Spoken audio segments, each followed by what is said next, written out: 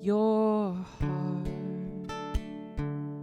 is more than a machine pumping blood through your body, doing things you've never seen. And their words, they come like arrows when they fly with mechanical precision.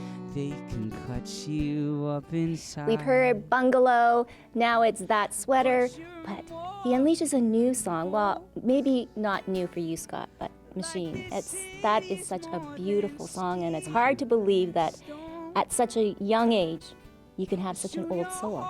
Thank you. I think that song, I wrote that song at a time when I was about 17 or 18.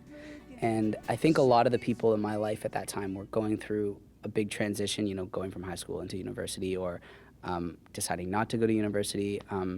And a lot of the people around me, I think, felt like their voices weren't really being heard, or they didn't feel valuable, or they were feeling really crummy about the things that they were dealing with. And I just wanted to write a song that was like, it's okay, you're gonna be fine.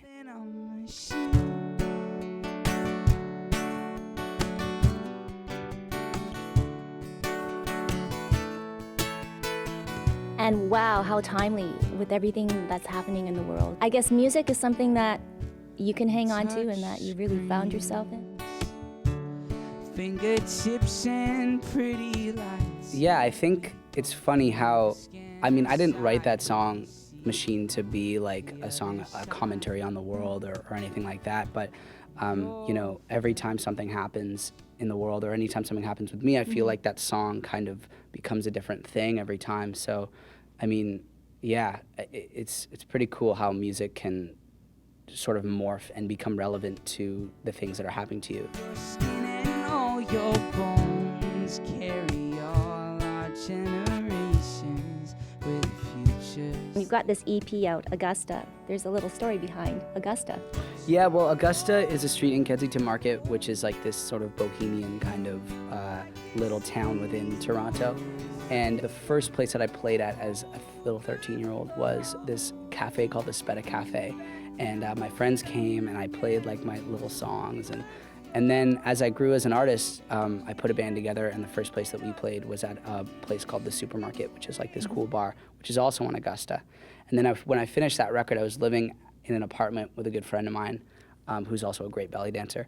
And she, and we were living together for like, you know, a month or something while I was finishing up the record. And so when I was done it, I came home and I was like sitting in my apartment and I was like, what do I call this thing?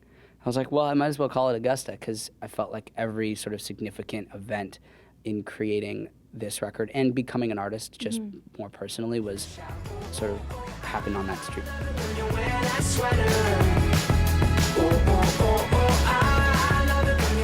Album's getting some buzz. You definitely are. The whole celebrity thing, social media, how has it affected you, or you just go with the flow? I don't know. I mean, I think, like, at the end of the day, I know what's valuable to me, and I think that what really matters is music, and what really matters is, like, you know, giving people the gift of that. So I think it's really, it could be hard sometimes to wade through the stuff and say, okay, this isn't important and this is important, but at the end of the day, it's like, I'm a performer and I'm a songwriter and I'm an artist, and I mean, I like taking photos and I love talking to people, and you know, all that stuff's great, but at the end of the day, it's about the music, and that's just what keeps me grounded, and I think it's worked so far. Congratulations, young man. I'm sure we're going to see a lot more of you. Thank you very much. Thanks for having me. For Backstage 30, I'm Tracy Cope.